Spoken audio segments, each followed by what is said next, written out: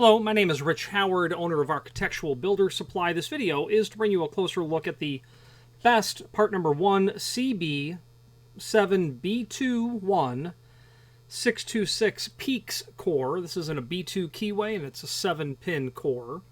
So Peaks is a restricted, higher security sort of keying platform available from Best, and it will, in no particular order, it incorporates fairly unusual keyways.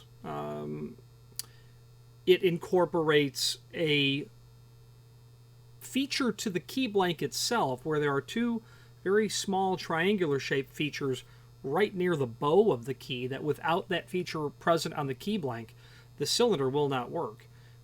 Even if you were to insert, if you didn't have that feature on that key, you wouldn't, even if you got the cylinder to turn, it wouldn't completely turn without that triangular feature being present. And the keys are also thicker. They're more substantial, a more robust key as well. Not that standard Best key blanks are insufficient, but obviously Best saw a need to increase the material thickness, the caliber of that key blank itself, and that would be part of the Peaks system as well. Okay, because it's Peaks, the cylinder, even when it's uncombinated, such as this this core is, will not turn because of that Peaks style feature. And it's basically a small pin that's behind the face of the cylinder, and as a result of that, they thoroughly discourage any sort of stamping on the face of the what would be the Bible of the cylinder. And when that key is inserted, it will remove the blockage, so to speak, so that the cylinder, the core, the plug can turn indeed. Now let's dissect that part number. So we have a 1CB. That means the 1CB means that it is a Peaks core and that the center to center of the chambers is 150 thousandths. That would be typical and standard for most small format, except Best and her sister company Kaba, and Hager does as well. They have 140 thousandths variant on small format. This is 150 thousandths. You'd really have to know that to be sure that all of your equipment, your combinator, what you're cutting your keys, your Best combinator if that's what you're using, your capping press would be at 150 thousandths. So what that is there's a dimension on the depth and spacing data for a Best Peaks key, 150 thousandths. The tip stop to the first cut is a dimension. Then the center to center of every cut is 150 thousandths. So it's important to know that's the 1CB part of the part number. Best Peaks, 150 thousandths.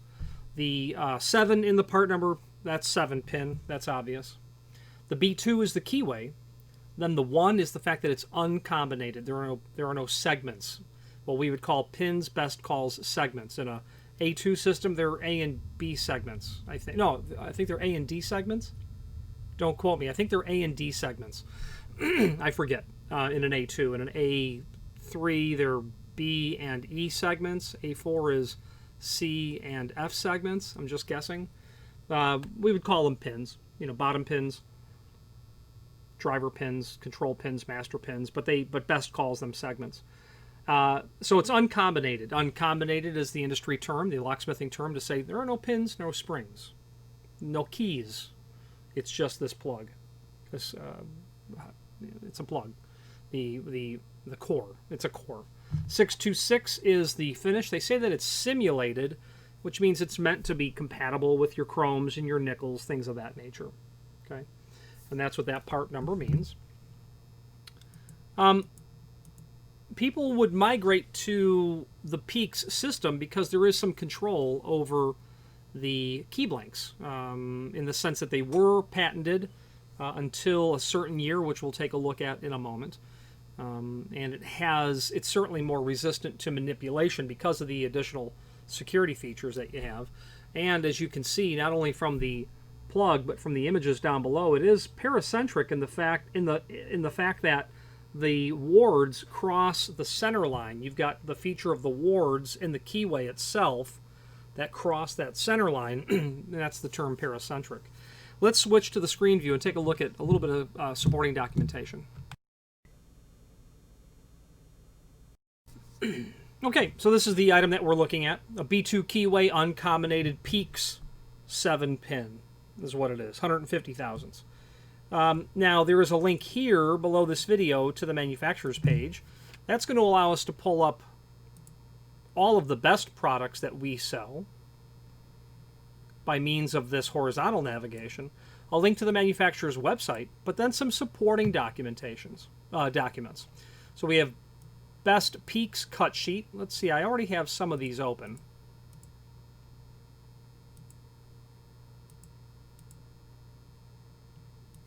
All right, this is our best Peaks, what we're going to call a cut sheet. It's a quick overview. It very slightly touches on that feature of that key blank. Okay. It's another one right here. That's where they come from, the term Peaks. Okay. Unusual key blank with that circular prep at the top. Unusual broaching in the cylinder plug. This is where they talk about the 150 thousandths and the 140 thousandths. And they do obviously, and this is probably out of Kaba more than best, these are cores that will fit into other people's locks. So if you want to run a Peaks key system into other manufacturers' housings or lock sets,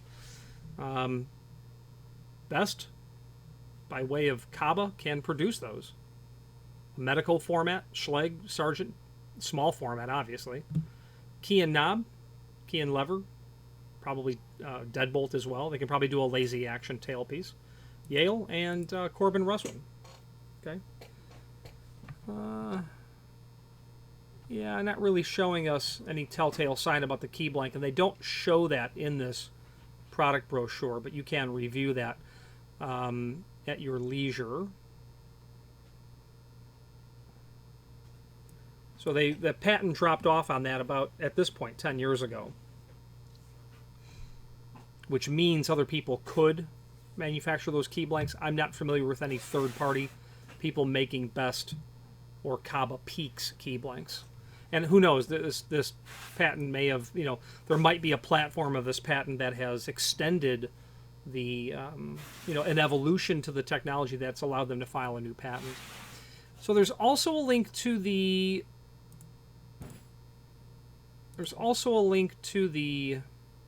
well, we've got a cut sheet and product brochure. The product brochure is what I pulled up first. This is the cut sheet. And here they give us a good idea of what that Peaks looks like. That little feature right there. I do believe that there is a maximum adjacent cut restriction here. Don't quote me. Or it might take a different cutter. That looks like that might be a different angle than the one here. I'm quite positive that it is a different angle. So not to cut that peak off. Down here as well. Patented system. Requires authorized signature to extend the system. This has been patented until 2024, so there has been an evolution to it. Backwards compatible with Best Peaks keying system.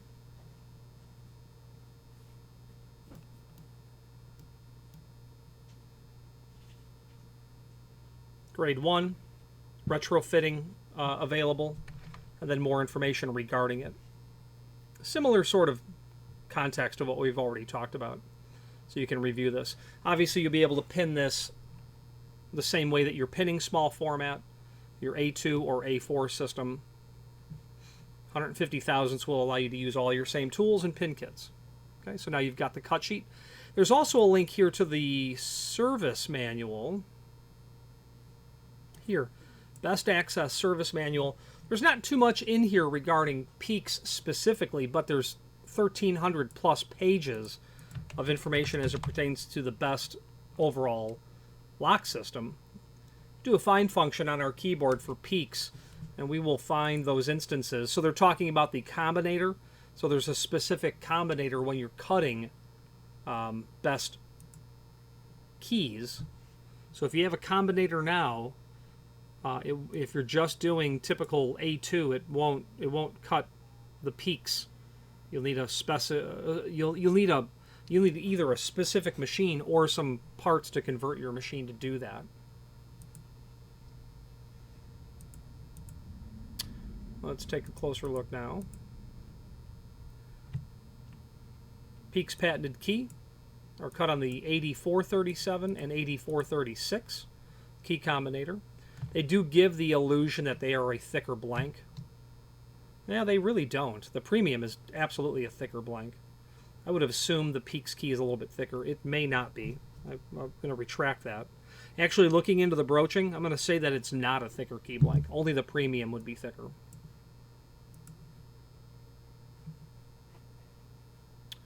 More conversation on the combinator that it's used with.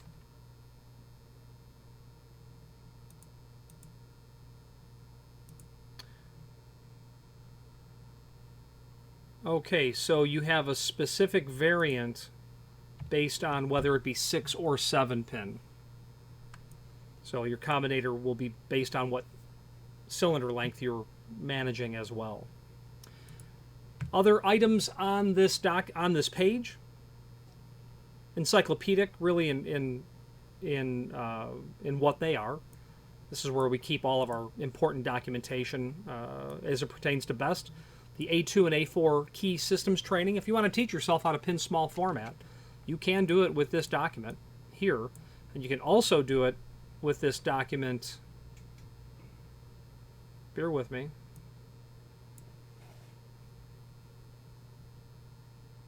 Right here. Quick reference to combinating BEST cores.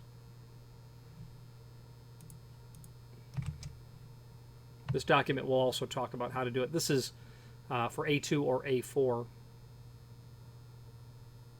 And I did have the segments wrong. It's A and B in the A2 system, C and D in A3, and E and F in the A4 system. All right, let's wrap up this video on camera.